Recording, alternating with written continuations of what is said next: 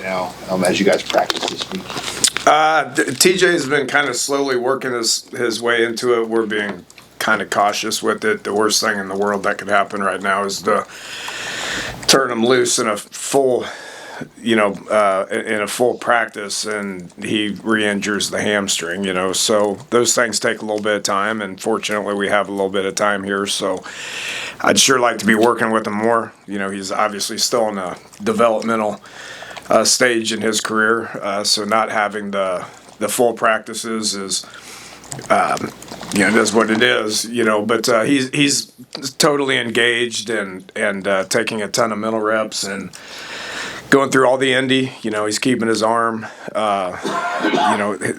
keeping his arm in shape and doing all the drills, just kind of doing it at his speed as opposed to being in like team settings where he would have to like pull the trigger on some things, so we're just kind of being cautious with it right now. We'll start game planning here. Coaches have game planned, but like from a insulation purpose with Utah, we'll start that this weekend, so he should be cleared and ready to go on that. Behind him, Jalen's taking reps, and Marcos, this is an opportunity for Marcos, and it's really the first opportunity that he's had to go in there and take a bunch of team reps, meaningful team reps.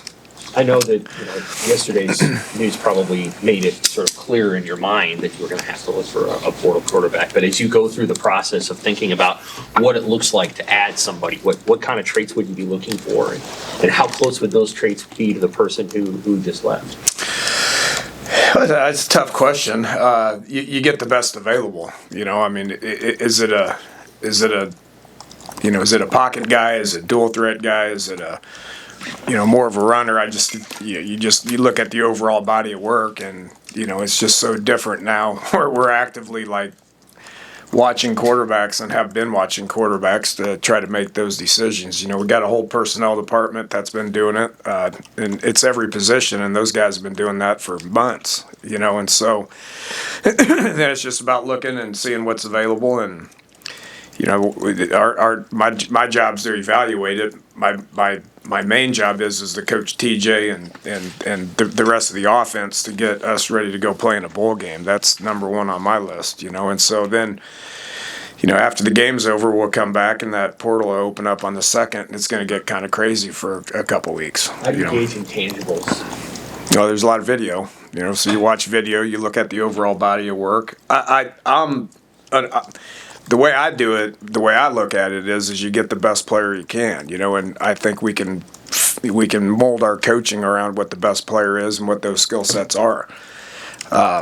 Mobility is important. I think TJ brings an element of mobility that is refreshing and helpful, but you got to have that ability to be able to sit in the pocket and make the throws as well.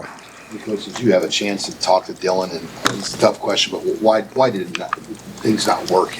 I'm not going to speak on any of that. I really loved working with Dylan. He's a great kid, and gave a lot to this place for 2 years. And just look at what's going on across the landscape of college football. How many quarterbacks have popped in the portal that were starting at their school? I mean, it's the new norm. And so I can't speak for him, and I just I enjoyed working with him, and I wish him the best. But at the end of the day, my job, my job's not done here. I was hired. Coach Roll hired me to come in and get us as good as we can on offense, and I don't feel like we're at that point right now. So we got to continue to improve, whether that's replacing coaches, replacing players, actively recruiting, but then the overall developmental process of what we're doing out there, for the last week and a half, and what's going to be for the next week and a half is to take this opportunity to go play a damn good Utah team, developing and evaluating what we got and what we need. What did you think of Dylan's development while you were here? What did you see? How would you assess it? He's a great player, man. I think there's times where I thought we were really headed in the right direction. There's times where we weren't. That falls on me. Not just from his perspective, from the whole offense's perspective. Just think we're close, man. You look at that USC game. I believe if that wouldn't have happened, things were different.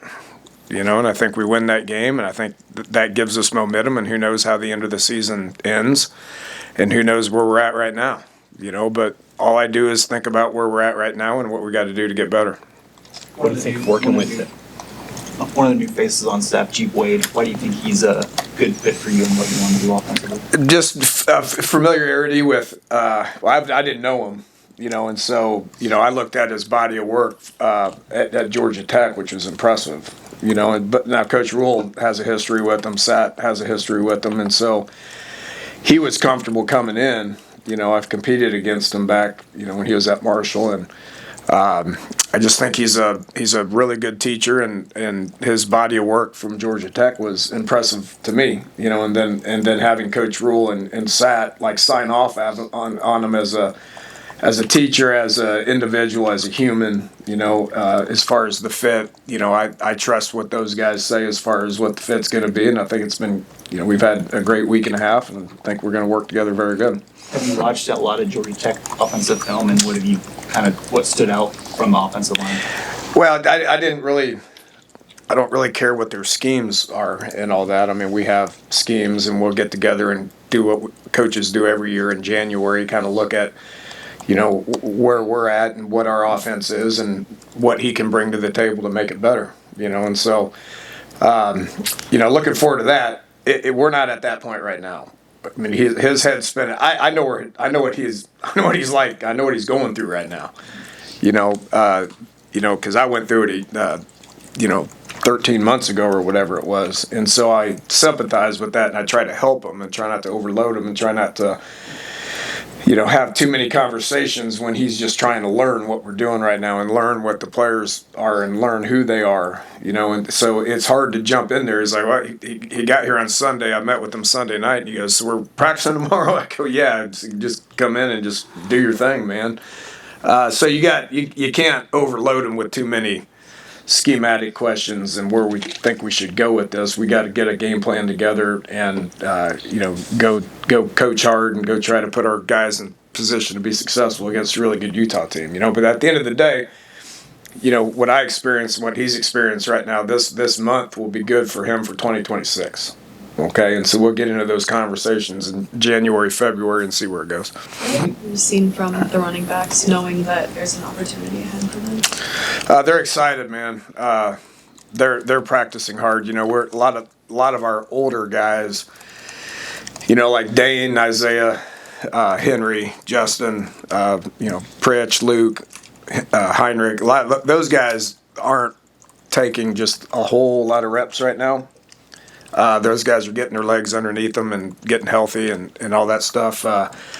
Those running backs are getting a lot of reps, and they're excited about their opportunity. Just Emmett was such a machine, and just so proud of him and his accomplishments, and getting all these postseason awards has been awesome for him, and he deserves every one of them, because he was just such a machine and could take so many reps and do so many dang things. And now it's those young guys' turn. I mean, they've been practicing hard for a year, and they've been waiting their opportunity for a year. And so, I'm fired up and ready to see those guys go. And see what the game looks like. You've had TJ around you for about a year. What have you learned the most about him, or what has stuck out through his progress as you think back to when he joined you with Pinstripe Bowl practices about a year ago? Well, yeah. I mean, I can't remember what it was like back there at Pinstripe Bowl, but just his calmness and his eagerness to take it over. Okay, so it just goes back to his mentality when we went to UCLA. I'll go back before that. His mindset when he got thrusted into that USC game, which was huge, and he didn't flinch. And so now, I just think there's going to be a confidence level to, go with his calmness, and it's killing him that he's not practicing right now because he wants the reps. Okay, so he just loves the game, and he's really fired up about this opportunity to go into this game knowing that a lot's riding on him being the starting quarterback. Dana, is there a moving forward with TJ a template that you found in your career that works best for somebody who has his level of experience and youth to provide the best situation, whether that's an older quarterback in the room, like Jalen has provided this year, or just as much competition as you can provide? Yeah, it's an interesting conversation. It's an interesting question based on the conversations I've been having for 2 days now. And we haven't made those decisions. And I can argue, it'd be good to bring young kids in. I could argue it'd be good to bring an older kid in. I just think you need to look at it because that position is, competition is very important in that position. What typically happens if you bring too much competition in, when the thing gets resolved, they leave. That's happened in that room when they had to sit. You lose the battle, you leave, and you go transfer, and you got to sit a year. And so, yeah. But because of that rule, I think you'll be able to get guys to come in for a competition perspective when they know they can leave if they don't win the job. There's that aspect of it too. So I just think you evaluate them, you try to find the best fit. Like I said, January 2nd is going to be crazy. When we can't talk to kids now. We can't bring kids in. We can't. You can probably gauge some interest, so to speak, but I don't know if we're going to have that answer until we can be able to sit face to face and be able to bring guys in to see what the absolute best fit is. Best players need to come in. We need to continue to get better players in here, and it obviously starts at that position. I know you played a role last year in talking to Emmett coming out of the portal. Did you try to do the same with Dylan? Dylan's was around for a couple of days, and then he was not here. So I've had conversations with Dylan, but at the end of the day, I ain't speaking for him. I don't want to speak to him. I really enjoyed coaching him and wish him the best. Do you like the big picture? Do you like this new portal window? Do you make some changes to it? Do you have a magic wand? What would you do for that? It really doesn't matter what I think. It didn't matter when it didn't matter what I thought when I was head coach. That's those way higher up people make those decisions and all that. I got really irritated with the spring portal. What team on any level practices half the year and then changes your team? It just doesn't happen anywhere at any level. So I'm going to appreciate that in May. You'd have conversations of how hard should we practice in the spring to make decisions on what the depth charts look like, and then people figure out where they're at on the depth chart and they leave. So you're coaching them and you're investing resources in them. So I like the fact that it's just going to be set. And once this window's over in January and kids come back to school and they enroll, that you're going to have those guys for the next season. That just kind of makes sense to me. So, not to straight up quote the water boy, but it is the last game of the year. Can we expect things to maybe just open up a little offensively? Without saying too much. I get criticized when I don't run it. I get criticized when I do run it. I get criticized when we throw it. I get criticized when we don't throw it. We're going to do what is in the best interest of the football team to try to go put ourselves in position to win. Hey, Utah had some issues stopping the run late in the season, but when you have a month between a game and they probably got a chance to heal up, do you anticipate seeing the same defense that played Kansas State in Las Vegas, or do you imagine it's going to be the defense they had at the beginning of the year in terms of health and feeling good? If anybody's got any insight on it, I'd love to hear it. I don't think they're going to offer up any insight to where they're currently at with their team. Got a lot of respect for Coach Whittingham. Coached against him in a bowl game back in 2017. He's always had a good product. He's always put a good team out there. His bowl record at one point was pretty spectacular. This is his last game. What do you think they're going to do? Probably going to play pretty good. So we will expect their best. And they're a good team, man. 10-2 with 2 losses to, obviously Texas Tech and BYU. Other than those 2 games and those last 2 games, they just beat the tar out of everybody, and so they're a good football team, man, and got a lot of good players. They got a great program, good culture. Hall of Fame football coach that's retiring and playing his last game, so I would expect their best. As a football coach that's managed bowl trips before, what are the challenges of managing a trip to Vegas with a bunch of college-age players? Well, New York wasn't exactly easy to navigate. Although I think Coach Rule in the Pinstripe Bowl managed it and navigated it way better than when I coached in that game back in 2011 or whatever it was. I mean, so this is an established bowl venue, right? And so they I would assume that they have a pretty good plan for, keeping guys busy and, doing the things that they're supposed to be doing and not the things that they're not supposed to be doing. Hopefully they keep me busy too. I've got lost in Vegas a few times. Come back to the O-line. How would you just assess how Donovan Morella was able to coach that unit this season? I appreciate Donnie. We worked well together, and change is hard in this profession. I'm glad I didn't have to make those decisions, but improvement.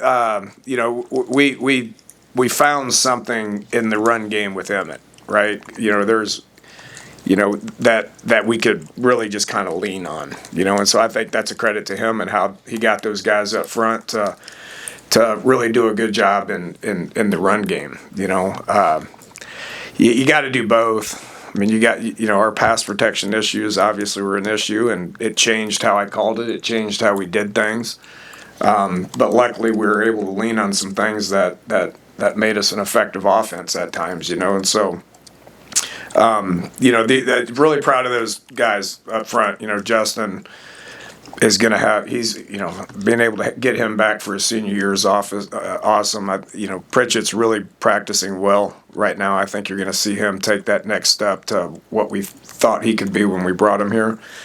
Henry, Rocco, Turner's out there just, doing what he can do, and so, really appreciate those guys. And I do think that we showed improvement there. With that said, it's not good enough. I mean, we got to be better, and I got to be better. The scheme's got to be better. The results got to be better in order for us to get to where we want to be around here. That's why I say when I came here to do a job, in my mind, I don't think that job's done yet. Dana, without Emmett, what's your confidence in the run game for this bowl game? It's about those guys up front. I was like, what are we going to do now? And Emmett came in, and I was like, look, whatever you say to me, it ain't going to change how I feel about you whatsoever, and so by him not playing and going to the NFL, I just gave him a big hug, and thanked him for everything that he did. Love that kid. With that said, what's next and who's next? What's next and who's next? Ike looks good. Makai looks good. Quentin's out there practicing hard. Kenneth is out there practicing hard, and just excited to see what they can do. Wherever Emmett lands, we all know what he can do as a player, but what is his next stop getting in him as a person? What is What is his next team getting in him as a person? Just the hardest working kid on the team. I mean, he's just the kid just really loved practicing every single day. Every single day this entire last year was Emmett Johnson just coming to work and practicing and playing his tail off. And the skill set is exactly what I thought it was when I saw him. I mean, he got better as a receiver. He got better in pass blocking. He got better in making people miss. He got better in explosive runs. I wish he would have scored a few more touchdowns. Everybody complains about my red zone. Man, you get down there with the ball, get it in the end zone. He's a fantastic player. All-American running back at Nebraska. All right, thank you all. Thanks.